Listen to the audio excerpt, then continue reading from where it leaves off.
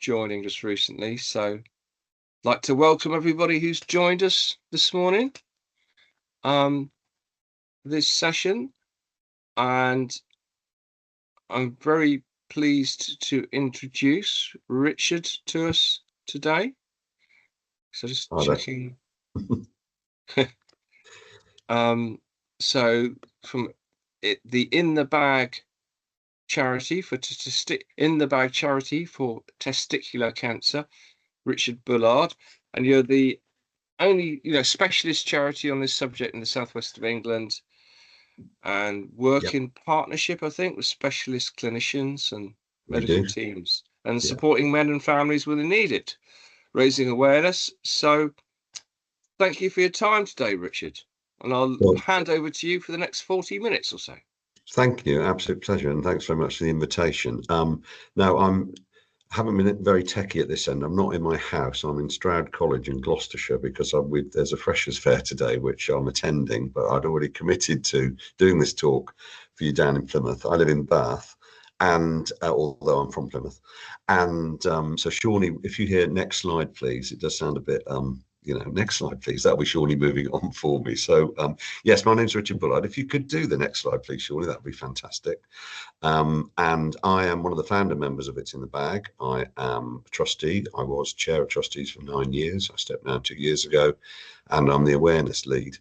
And I'm a former patient, and so I'm going to give you a little bit about what happened to me, because that's one of the reasons that has driven us to set up this charity in the southwest.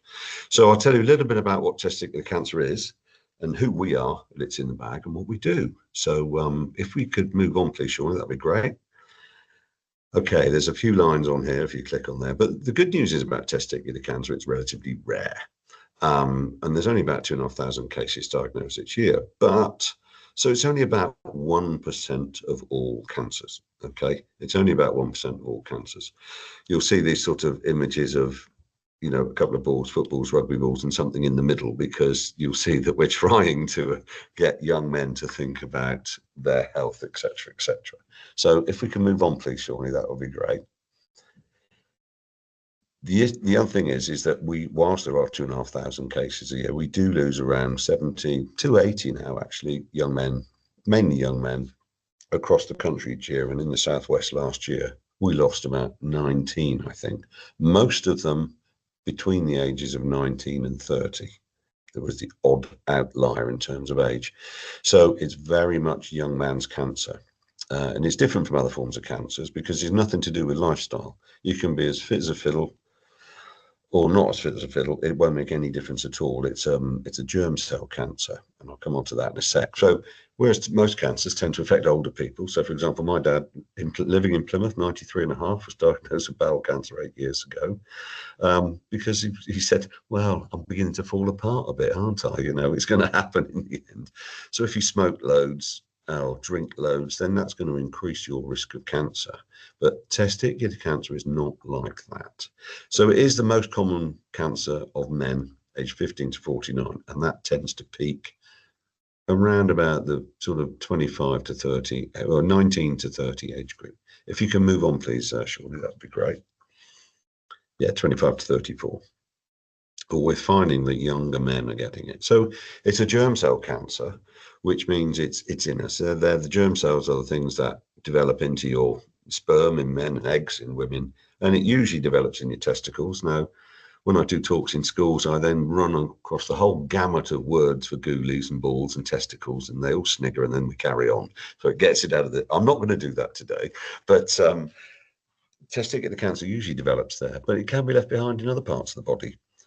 So the chest and the brain and the back of your abdomen, your retroperitoneum around the back, are very common landing spots for it. So one of my friends who was diagnosed about the same time as me, become a friend, he had it up in his chest, and it was just sort of like an outlier. And there's a guy who coaches at Hartbury College, Rhys Oakley, Welsh Rugby International. He had it up there as well. He was really at death's door. He's still with us, fortunately, but he didn't assume for a minute it was testicular cancer because it was in his chest. But it does spread in a very well-known pattern. So it starts in your ghoulies, your balls, and it moves up all the way through your body, up through your lymph system. And that retroperitoneum, that area around your lower back, is a primary landing stage. Now, there are several people who've had testicular cancer. You can see the names there, I'm sure. But the first one, Lance Armstrong, he's super fit, as you know, despite the fact he was taking loads of drugs, he was still super fit. And he won the Tour de France 7 years on the trot. And he went to his doctor on tour and said, I think I'm going blind. And he was losing his sight. And what had happened was he hadn't noticed, he had no other symptoms, and it had spread all the way up and it was pressing on his optic nerves. And the doctor said, you've got testicular cancer. And he said, well, I can't have it. You have, believe me. So it's very predictable, and that is a good thing. So if we can have the next slide, please, Shawnee. Being predictable is a good thing. And I'll come to that in a sec. So for those of you who like graphs, you can see on there where it peaks, and it is in that 20, 25, 30, 35 age range. We were treating a young lad in Bristol who was 10. And it was picked up on a blood test, which is very, very unusual. So you're always going to have some outliers. I was 46 when I was diagnosed, and it tends to really tail off around 55. So 46 is still relatively common, So yes, please, Shawnee. So, but the good news is it's one of the most treatable forms of cancer if you get it early. Now, we say the figures vary from time to time, but we say 96 to 98% survival rate if you catch it early enough. If you catch it early enough, then it's one of the most treatable forms of cancer. That doesn't mean to say it's easy, because it's a very, very aggressive treatment for that. But the longer you wait, the later you diagnose, obviously that survival percentage goes down. Interestingly, in the USA, the survival rate is, I'm not sure the exact figure, but it's between 60 and 70%. Now, we have a National Health Service. They don't. And so people will go much later, and eventually they'll go because they haven't got insurance or they can't pay for it. And by the time they go, it's too late. So their survival rates are much, much lower than the UK. It's an interesting statistic to compare the two. So that's really good news. And this is one of the things when we talk to young men, look, early diagnosis is key. So yes, please, Shawnee. So, okay, that's me down at Exeter Chiefs and one of our fantastic It's in the Bag bobble hats. We are one of their official charities there. So, okay, so let's say that you've got testicular cancer, you're diagnosed, you've gone in, you're not feeling great. What happens? Well, what will happen is you'll have an orchidectomy, and that is the removal of one of your testicles. Now, they don't go like this. An incision in the side and take it out. But if you get it, that will be the best treatment that you can have. It's the best result you can have, is just to lose one of your testicles. And actually, you only need one for all your functions in life. So, but if it's spread a bit more, then you'll end up having chemotherapy and or radiotherapy, less so for radiotherapy these days, but it's nearly all chemotherapies. And you may need further treatment or operations. And the improved drugs has really raised the survival rates in testicular cancer. When I was diagnosed in end of 2008, 2009, the survival rate was only 93% if you got it earlier. Now it's gone up, to 96, 98. Now that's a huge jump when you're talking little numbers at the top. It's easy to make a jump from 20 to 50, but from 93 to 98. But it doesn't always necessarily do the whole job. So yes, please, Shawnee. And the next one, please. So I was diagnosed in 2008, and one of the reasons I do this is I don't want anyone to have to go through what I went through. I was 46, and I was a head teacher, primary head teacher at the time of a big 420 kids school in Bath. And I hadn't been feeling great, and I couldn't really pinpoint it. For those gents on the call who've ever been kicked in the nether regions, you know how much that hurts, and you actually feel physically sick. And that's how I felt. I had this dull ache, and I could not pinpoint it. So I went to the GP, one day I was really swollen. My stomach really swelled out. My wife said, you've got to go to the hospital. So I went to the hospital in Bath. They thought I had a kidney stone. And if any of you have ever had one, you know that they're excruciatingly painful, because I've had one once before. So they kept me in overnight and sent me home. And I was off work a couple of days, feeling pretty grim. And then I got sent for an ultrasound. And so they were just doing my tubes to see if they could find a kidney stone. I said, oh, we're going to have a look at your testicles. Well, we're there, Mr. Bullard. Oh, thank you very much. And how ladies have all that gel when they're pregnant, I don't know, because it's exceedingly cold. I'm surprised they could find anything, because it all went. Anyway, he was doing all this and suddenly stiffened. The radiographer stiffened and then turned the TV screen to one side. And I sat upright, and I could see on the screen there was a black dot in my right testicle. Now, he said, oh, it could be anything. Could be a cyst, could be but somehow you just know, don't you? You just know. Anyway, I then went to see the consultant 2 days later, who just happened to be a friend of mine. My wife works at the hospital in Bath. And he said, oh, yeah, there's a 90% chance that's testicular cancer. That's going to have to come out. What are you doing this afternoon? Hang on a minute, please. Just, I need a bit of time.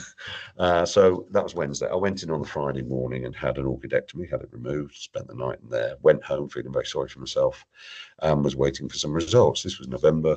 And then next month in December, I went into Bristol, which is the regional centre. I didn't think anything of this. And they took me in and said, it's spread right through your lymph nodes. You're going to need a lot of chemotherapy. So I started in Bristol, and it's a really, really aggressive regime.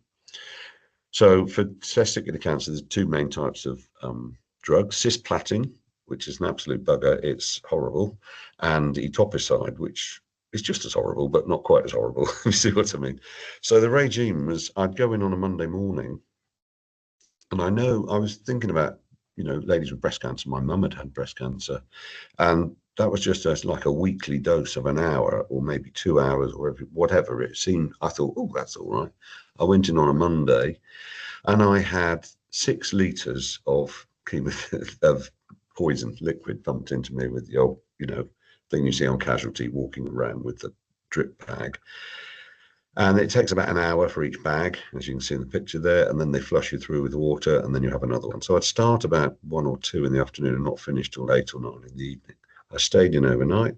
I had another 6 hours on the Tuesday, stayed in overnight, and had another 3 on the Wednesday. So 15 litres of poison. It's really quite aggressive. Etoposide, I would have 5 of cisplatin, 1 of etoposide. Etoposide is really thick and viscous, and that hurt. So I used to have a hot water bottle on my arm to make sure that it sort of eased it off. So, and then I went home for 3 weeks, and then I came back for another dose, round 2, and then 3 weeks, round 3. I had 4 rounds of that. So in total, 60 litres. And when I do talks at school, I sometimes set up 6-litre bottles. I was like, yeah, you try drinking that all day. My brother came to see me, and he said, you're going to the loo a lot. I said, yes. So it really, really aggressive. And so that happened for, basically 3 months. So of course I was off work. I was off work from the end of November, actually. And there were side effects. I did have a full head of hair then, believe it or not. And I don't now, and I blame the drugs. But at the time, all my hair fell out, every hair on my body. The worst bit was losing my eyebrows, but the worst of all was losing my eyelashes, because you don't realise what they do until you haven't got them, how much protection you've got. So these are my reading glasses. But if I didn't have them on, it was very, very painful. I was going home, and I was having had mouthwash, because you can get ulcers on your gums. I had steroids. I had anti-sickness pills. I was never actually sick, but felt it, and various other drugs at home. So it was quite sort of puffy. But I went out every day and did at least 2 miles to make sure that I was as fit as possible to get there. Now, at the time, I had 3 children. Well, I'm sorry. I have 3 children. At the time, they were little children, so that came out all wrong, didn't it? And they were 10, 12, and 13, and we were very open with them from the very beginning. But very interestingly, my eldest, who was 13 at the time, she said a couple of years ago to my wife, she said, Dad was really ill, wasn't he? And she said, yes, he was. She said, I don't remember anything. I just blotted it all out. Whereas my 10-year-old son was like, come on, we're going to go and race him up. We're going to do, and it's really hard, because I just cracked on with it. But it's not just the patient who's ill, it's everyone around them. So when those figures, we lost 19 people in the Southwest last year, that's not just 19 people, it's 19 families, it's 19 sets of friends and all those sorts of things. So this is why it's important to diagnose early. So I finished my chemotherapy, bald as a badger, pale as anything, but living and alive, and I went back to work part-time. Well, the problem with chemotherapy is it's very cumulative, the effects. So by the time it had finished, I was very, very tired. I'd only had 2 bad days because I was determined I was going to win. But I went back to school part-time. I meant, so I didn't really know. There wasn't much I could do, to be honest, as being a head. But by 11 o'clock every day, I was asleep. I was absolutely gone. And I used to have my little reception children would come into start poking me, all these ankle biters, and trying to wake me up. So it was quite nice. They were ever so sweet. And by this time, my hair had come back, and I did look like Brian May from Queen or Leo Sayer. It was just all curly and grey and white, even though my hair was dark at the time. And it was like baby hair. So I raised a load of money. I was allowing people to do this to my hair, and 50p a go, and maybe about 100 quid. It was quite nice, but it was really interesting when I came back. But then I went back for my checkup. I used to go back every couple of weeks to Bristol from Bath, and I had a PET scan, which is a radioactive scan. You eat some barium meal, and they go through the scanner, and then afterwards I went to say thank you, and they moved away because I was radioactive and I had to spend 48 hours in the front room away from the children. And the results of that came back, and I had to go back in, and they said, it hasn't destroyed all the cancer cells. So I said, well, what's next? I've gone through all this, what's next? And they said, well, you're going to have this operation on the screen there, retroperitoneal lymph node dissection. Basically means they're going to cut you open from the, right down the top of your sort of pubic bone up to your midriff up here. And basically all the cancers are lots of little sticky buds that were on my vena cava and main aorta. So the aorta goes one way, vena cava the other. And what they have to do is they open you up from the middle because they can't get near your spine, and they have to pinch your vena cava, which is very thin. One carries blood one way, carries it the other. And 4 hours later, having done this with 36 metal staples in me, I then spent 6 days recovering in the BRI in Bristol. There was a 1 in 3 chance I wouldn't wake up from that. It's a very delicate operation. I actually saw it on TV 2 years ago on the Adam Brooks program, and I suddenly realized, and I had a bad 24 hours, the only bad 24 hours I've had, because I realized that I really hadn't been very well. So anyway, that was fine, and I eventually went back to work in the September. So I missed nearly a whole school year. And I also, one of the good things, and when I do talks to people, I say, if you're self-employed, this is really tricky, because I was lucky I was still getting paid, full pay at school, and I went back, so it all kicked in again. But if you're self-employed, and often young lads who get it seem to be, then you're going to be losing your income and things. So the longer you wait, the more treatment you'll have, the more time you're off work. So it's you're not doing yourself any favors by not going to a doctor early. So, but when I went back though, I went back too early. I spent the next 6 months, I was really weepy. I couldn't make decisions very well. I'd lost all my energy and drive, and it's like the old joke, you've got to go to school, you're the headmaster. And it's true. And it wasn't until the following April that I went in. I was going in for regular 3-week checkups, then monthly, then 2 monthly, and so on. And I said, look, I can't be going on with this. So they tested all my bloods again and realized that my testosterone was in my boots. It was absolutely in my boots. So I have been taken from that day. I've been taking drugs every day just to keep me on the straight and narrow. It's a bit like the menopause, but I call it the menopause, and I'm never going to grow out of it. So I have to take these drugs for the rest of my life, which is a small price to pay. But all this could have been avoided if I'd known what to look for and gone earlier, but I didn't know. And so if I can have the next slide, please, Shawnee. Oh, maybe the next one. Sorry, I forgot that was in there. So there are certain symptoms of testicular cancer that you need to look for. And I'm so pleased there's ladies on this call as well, because it's often, you know, girlfriends, sisters, brothers, mums who keep reminding blokes who are rubbish at going to the doctor, you've been moaning about this for weeks, go and get it seen to. And in a way, that's what happened to me. So the four main symptoms are there could be a little lump inside the testicle. And sometimes it's been described as like a small pea or like the stud from the back of an earring. You know, it's not, it shouldn't normally be there. Or it may have got much, much bigger. A friend of mine came back from Spain and he said, this isn't right. It's like a blooming tennis ball. And they thought he'd been a naughty boy on holiday, but it wasn't. It was testicular cancer. It had obviously gone boom. Or your testicle could be really hard, much harder than normal. Or in my case, just pain or heaviness, which I could not pinpoint.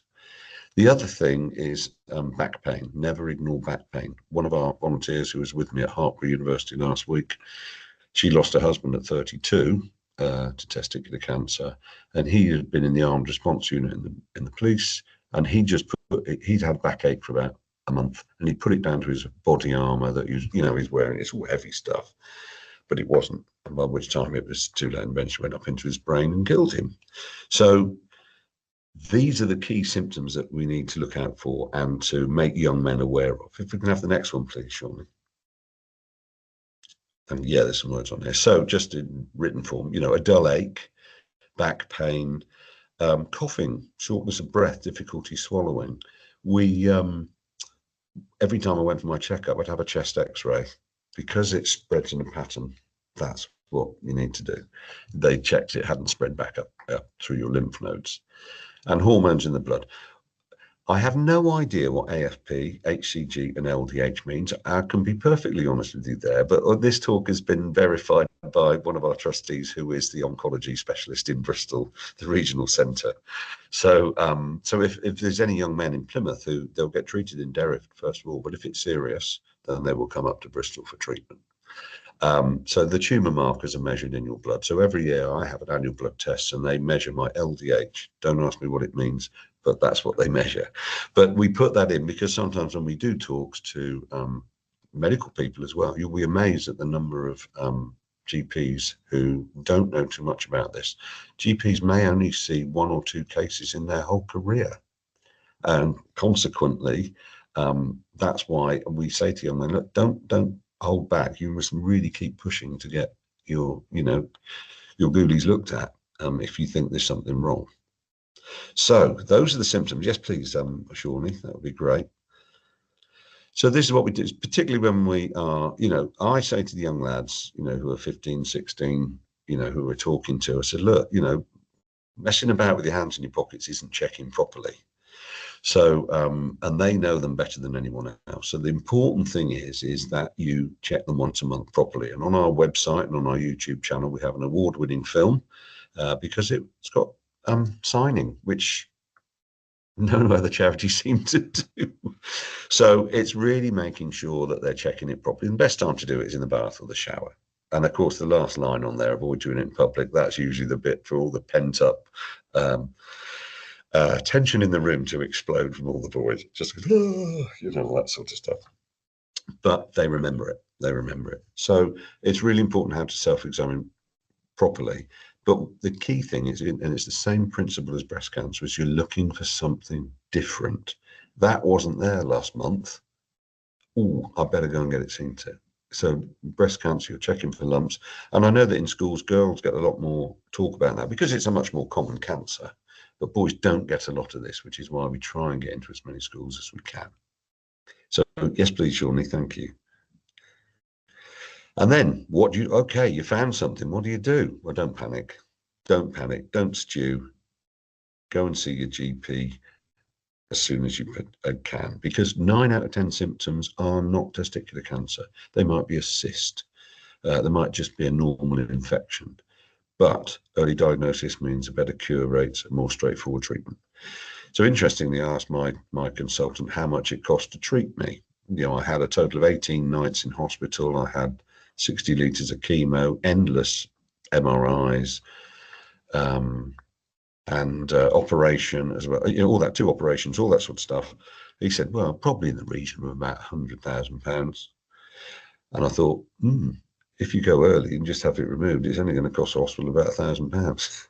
You know, so there's a cost implication as well for going earlier, which is a positive thing. Thank you, Shawnee. So there are some risk factors, because, as I said, nobody knows when it's going to strike. It's sitting in you like ovarian cancer. It's sitting in you, and one day it might decide to go boom. And so it's important that you have a look at some of those. Yeah, well, thank you. Yeah, it's interesting. It's more common in white men than African, Caribbean, or Asian men. That's not to say African, Caribbean, or Asian men don't get testicular cancer. They do, but it's much more common in white men. Being taller than average increases the risk. I haven't stood up yet, so I think I just got unlucky. You'd know that if I was standing in front of you. Some children have undescended testicles as a baby. You know, they sort of, only one drops down, the other one stays a bit further up. That's much less common these days. But if that's, and you might not even know as a young man that happened to you, just got fixed at birth. Hyperspadia. That's a weird thing. When some little boys are born, they have 2 openings at the end of their willy, and you know, meaning they're sort of pee round corners and things like that. But that has been flagged up as a risk factor. It's not that common, but those people who've had testicular cancer, quite a few have had hyperspadia. Interestingly, I did have to ask my consultant what that was. I didn't know, but we put it on there as a risk factor because it's something that is.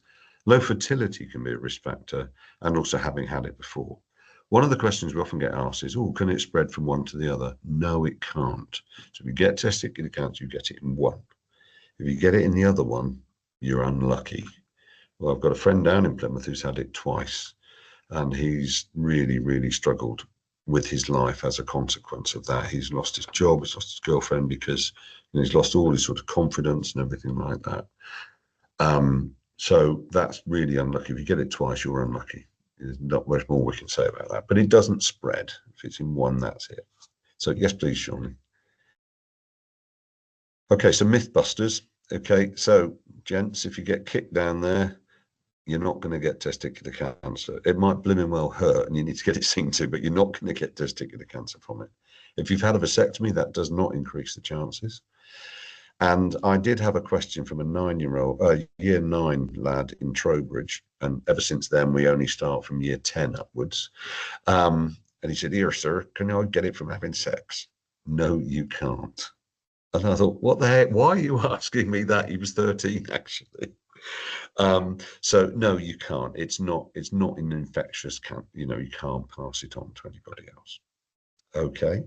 So yes, please, Shawnee. Thank you. So it's in the bag, who we are and what we do. Well, I'm one of the founder members, and we started a sort of bit of a talking shop because there was no support at all for testicular cancer patients in Bristol. And then we thought, we'll raise a bit of money. And then so my mate Mike Morgan and I were in bed in hospital together, and well, not together, we were next beds. And we said, we need to raise some money. So we did the first testicular ball in 2010. And from there, we've started to develop as a charity. So we've been a charity since then, but we've been our own individual dedicated charity for 10 years now. We've got our 10th anniversary testicular ball next month in Bristol. I called It's in the Bag because when you've lost one, there's only one left in the bag. And we provide support, awareness, and survival. So if we can go on to the first slide there, please, Shawnee. Okay, so one of the most crucial things that we do, and we are the only testicular charity in the country that does this. There are about 9 charities in the country. There's It's in the Bag in the southwest. There's On the Ball in Norfolk. There's Cojones in Glasgow and West Scotland. There's Baggy Trousers in Manchester. Robin Cancer Trust in Colchester. Orchid in London, which covers a couple of cancers, and UK in Reading, and then the Tracy Dylan Donbedes Trust in East London as well. He was an ex-West Ham footballer whose mum set up a charity in his memory. But what we do is every patient who's diagnosed across the southwest, whether it's Derriford, Treliske, Bristol, Bath, Taunton, Gloucester, Cheltenham, Weston-super-Mare, wherever, they get a little bag, a little awareness bag, and in there they get a leaflet that is dedicated to that hospital. So you'll get a Derriford one if you're in Derriford. You wouldn't get a Derriford one in Plymouth, in Taunton. And that info pack gives them all sorts of information there. We also have a dedicated telephone line now for people to ring up if they're worried. And the mini there, we provide travel grants. Often we find that young men, particularly self-employed, said, "Oh, I can't afford to go up to Bristol. I'm going to lose a day's pay." Well, if you don't go to Bristol, you might die. But I can't afford to do it. Or there are people who are on low income who can't do that. So we provide travel grants for people to get to their treatment sessions up in Bristol as well. We also provide funeral grants, and we provided 2 last year, because when a young person dies, it's not really expected, and funerals are expensive. So that's some of the support things we do. Next one, please, Shawnee. Keep that slide on, but going back to the support thing as well, we also do something called Survivorship Toolkit Days, and that's for people who've just been diagnosed. And we have a day. We currently do it at Ashton Gate Football Ground in Bristol, where Bristol Rugby play as well. We've got one set up for Fulston Park next month, our first one down in Plymouth, which is taking some organising, but we think it's really important. Even if we have 2 or 3 there, it doesn't matter. If that helps 2 or 3 people and helps save their life, then it's worth every penny. So awareness, which is what I'm doing today. We do talks in schools, colleges, sports grounds. We've been to GCHQ. That was quite interesting up in Cheltenham. We talked at businesses, BT, Hinkley Point, all over the place. And we also have our awareness stand, which is what I've got here in Stroud today. So the one on the left-hand side is Bath City Football Club, and that's Katie, one of our trustees. And that's a guy called Elliot on the right. That was down at Dartmouth Naval College, where we've been a couple of times, actually. We've been to Chivenor as well in North Devon. And can you go on to the next slide, please, Shawnee? So what we do is we give out our cards. We've got these check-in cards that you can see in the things there. And we have a sports awareness thing, because lots of jokes on balls, like keep an eye on your tackle for rugby, don't let your balls get in the rough for golf, game set and matching balls, tennis, all sorts of things like that. And we have a campaign every April, which is Testicular Cancer Awareness Month, on the motorway service stations on the M4 and M5 in our region. So they're all in the loos. And we had something like 850,000 interactions last year, which was absolutely amazing. My daughter was in the services and she saw the pink one there. I think, oh yeah, oh crikey, it's one of Dad's. She's got so used to seeing them at home that she hadn't realised, and she put that on for the photo. And again, I went to the cancer conference in Plymouth at the Holiday Inn, I don't know what it's called now, up on the Hoe, and this big 6'7" lorry driver came up to me and said, "I want to thank you." I said, "Why is that?" He said, "Well, I lorry drive between Plymouth and Doncaster, and I do a regular run, and I kept calling in and seeing these posters. I've been a bit worried. After about the 4th time, I eventually went, and it turned out he had stage 2 testicular cancer. So he got it, all cured, all fine." And he said, "I just want to thank you." So we know what we do saves lives. And I go to these things here, like today, and talking to you, I might save someone's life today by talking about this. And there's a bit of a buzz about it, and you can do it. And we know we do. We've had similar stories from Chivenor. We had a lady from Newcastle write to us saying she'd seen one of our cards, sent her son, who was 27, and he had it, and he was, recovered fairly quickly. So we know what we do it's hard to measure, but we know what we do is good. So if you can move on to the next one, please. Oh, that's just a couple of photos of ex-achievements. Sheppies. If you can carry on, please, Shawnee. Thank you. Christmas meeting, 2 veg. Yeah, that's Taunton Titans, and that's one of our patrons, Nutty Noah, Clifton Suspension Bridge, and one of our patron is Ali Valls. Actually, she's BBC Points West presenter for years. Next one, please, Shawnee. That's Colin, who's does lots of film extra work. He's been in Peaky Blinders. He's one of our volunteers as well. Me at some stand somewhere. Can't remember. Actually, that's at Stroud. Can't believe that. Next one, please. And that's just another couple of things, and another one. So you can see we have lots of awareness and are fairly bold in your face. We also have, if you go back one, we also have a music festival every year in Taunton called the Testicle Festival, the Test Fest. Last year we had the Hoosiers, we've had Top Loader, we had Chesney Hawkes. What a lovely bloke, won't have a word said against him. Fantastic bloke. And it's a proper music festival at Taunton Rugby Club. Very cheap. We had a load of people from Plymouth came up this year, 2025. So it's going again next year. So keep an eye on our social media. It's a great fun day, just a one day, and it's not expensive. It's not a fundraiser. It's an awareness event.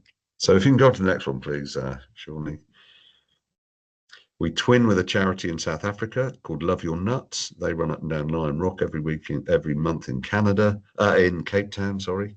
And we tried Clifton Suspension Bridge. It wasn't quite as exotic. So we got our pants there and our running shirt. Next one, please, Shawnee. I'm so conscious to get to the, if you can have the next slide, that'd be good.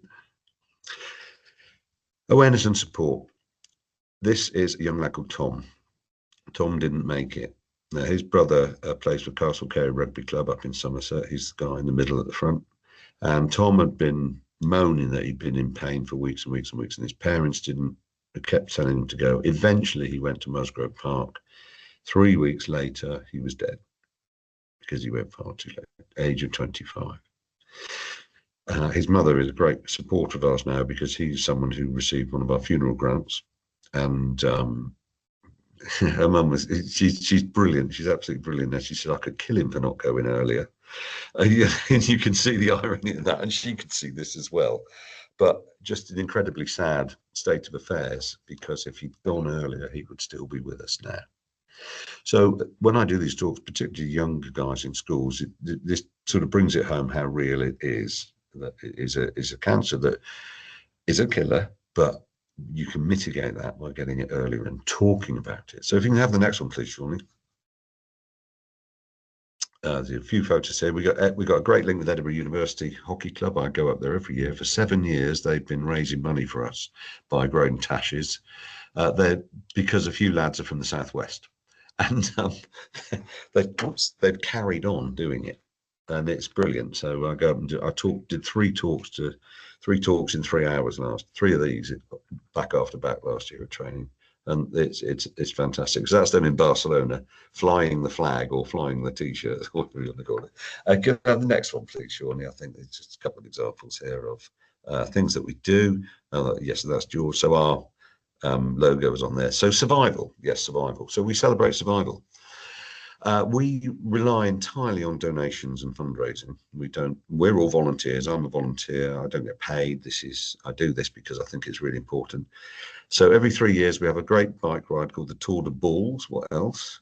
So we've got the Testicle Festival, we've got the Tour de Balls. We did a project at UE, the University of West of England, a few years ago, some students called Talking Bollocks, to try and get them to talk more about their health and things.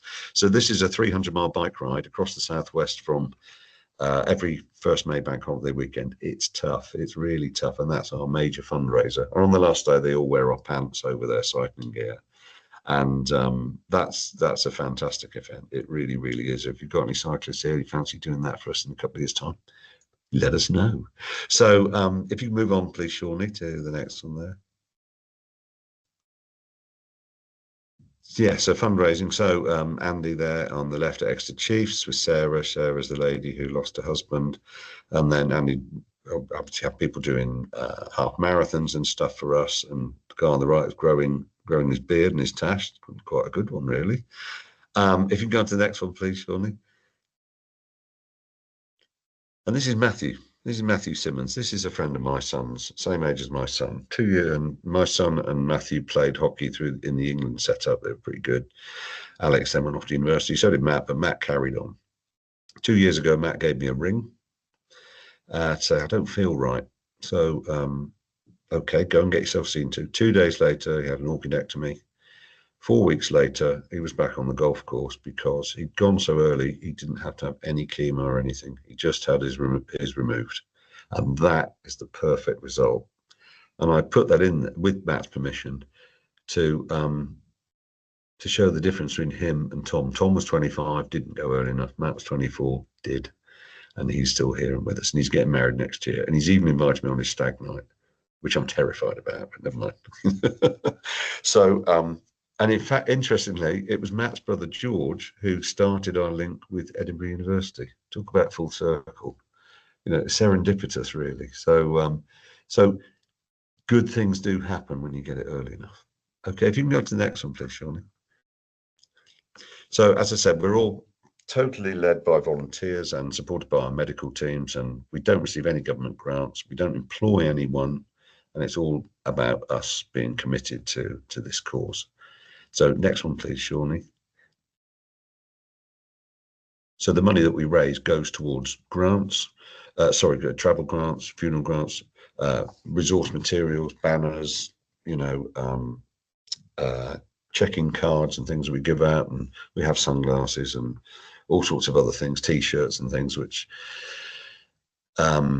all raise awareness. So when we talk to young lads, what do we want you to do? Just pledge the check. And we say the first of the month, every month. And if you've got any worries, don't put it off. So we have a badge which is coming up as when Shawnee clicks again, which is, I pledge to check every month. Okay. So I think it's the last couple of slides now. Yeah. So if you do one thing today, then give us a follow on Instagram. It's in the bag Testicular Support, or Facebook. We look like an enormous charity. We're not. We're quite a small charity, but we really punch above our weight. And we're quite innovative, and we do loads of other things. We're turning up at a massive firework display in November in Bristol, and we'll have a stand there in the dark. And we'll be giving out cards, and we'll be giving out cards all over the place. And we know that what happens is young people start laughing. Oh, my balls. Yeah, but they're just another part of your body that you need to look after and live to help you live well and be really good. And I think so. Yes, we've got presence on Facebook, Instagram. We have our own YouTube channel as well, where we've got a brilliant set of films on there called "It's in the Experience," and there's about 10 4-minute films about being diagnosed and the operation I had, and young people with young families at the time, all that sort of stuff. Really, really good. You can use them at any. They're all free to use. So and LinkedIn as well. So do give us a follow along the way, and spread the word. And if you're not within the Live Well organisation, you're from the council or from your university or wherever, we come and do talks. I can do this talk to your staff. You can come and do lunch times or in the evening, or do a webinar like this. We're very happy to do anything like that. As long as we can spread that word, then we will be really keen to do so. I think Shawnee popped up a note there, so you can give my details. More than happy to share my details afterwards. And if anyone wants to get in touch, then please do. If you'd like some resources, then also get in touch. We can provide you with checking cards and an awareness pack that will. We can provide awareness packs. We'll come to you with, we have wristbands and sunglasses and pens and all that sort of stuff, and leaflets about what we actually do. Which I couldn't send Shawnee. I have sent Shawnee all of our posters in A4 as a PDF. So if you would like to grab those, then I'm sure Shawnee can always send those on. So thanks for listening. Look at that, 45 minutes. I managed to bang that in 45 minutes because I know you're all busy and you've got to be on somewhere elsewhere. But doing these things is always quite difficult because it's all quiet. I don't know how it's being received because you're all muted. But I hope that was useful to everyone there. And I know that it's been a bit of a desert in a way in terms of awareness in the Southwest about testicular cancer. Not from the NHS point of view because they're doing a fantastic job, but really getting into schools and doing all those things together. So by all means, get in touch if you'd like. It's in the bag. We're here to help. Ideally, we'd have an It's in the Bag champion based in Plymouth because it's a long way from Bath, 140 miles each way.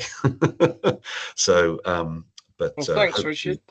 Working together. So thanks very much, everybody, for your time and patience. I hope it was, and thank you for being open and honest. I never thought that 15 years ago I'd be sitting there discussing the contents of my pants with people I've never met before, but I don't care anymore, because it's a really important message to get across, particularly to young men.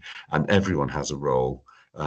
Mothers, as I say, mothers, boyfriends, girlfriends, sisters, nephews, nieces. If you've got young men in your life, then you need to share this message with them. So thank you. Well, thank you, Richard. I mean, thanks very much for that. And I'll just quickly ask if anyone's got any questions for you. But I will say to you, Richard, to have a look at the chat, because there's lots I'm of just tips and looking in stuff there now. If I can being get in there, shared yeah. for you, and ideas for action. But has anyone here today on live on the team meeting screen got anything they want to raise now, just in case whilst Richard's here? Or still processing the information myself. So that was certainly very interesting. Thank you. Yeah, well, great. Hopefully it will, as I say, hopefully it will be, hopefully it's been useful and given some food for thought. And, from specific people who work in that specific field. I do work with, someone said about community builders. I have been working with Kirsty Lewis, who's a cancer champion down in Plymouth, and also Martin Jared Davis. I don't know if any of you work with him. He's a community builder. So I went and did a talk up at St Budo Community Centre, which was quite interesting. Having a cup of tea with the gardening group up there and the cooking group. So it's been great, and I've really enjoyed coming down. Yes, Martin Jared Davis. Yeah, thank you. Yeah. So yes, I'm in touch. Martin is growing a moustache for us for November. We can't use Movember. They charge you £5,000 to use their trademark. So we call it "It's in the Tash" or the Mass Tash. It's in the something. We do It's in the Pamper for partners and mothers and of men who've been diagnosed. It's in the Banter, where we go and do a 10-pin bowling or something. It's got to be It's in the. So yeah, I mean, I'm more than happy to send anything down to you. I'm just started working with Argyle Community Trust. That's where we're holding the our first toolkit day next month in Plymouth. I'm not there, unfortunately, but yes, I want to get in there and talk with them, because the community builders in Plymouth want us to try to get into those areas where they wouldn't necessarily receive the information. The hard to reach people who hard to reach groups of people. So I'm quite committed to doing that as well. So but Shawnee has my actually, you might want to make, if you want to email me, my email is just simply richard.bullard@itsinthebag.org.uk, although Shawnee has those details if you want to get them from. Actually, why don't, oh no, yeah, richard.bullard@itsinthebag.org.uk. But you can have a look on our website, and there's a hello email address there. They will all get to me. Babcock, I would kill to get into, because my niece married someone who last year who works at Babcock, but I would really like to get them, because they're also based in Bristol too. So there's a natural link there. They've got a big office and development up there. But yeah, there's some. Yeah, thank you. There you go. So yeah, they're apprentice. Oh, that would be fantastic, Vanessa. Thank you. That would be brilliant. But yeah, anything like that. And I've got some. My dad was in the Air Force for 30. He's the oldest surviving Falklands veteran, actually. He went down in 1982 at the age of 50.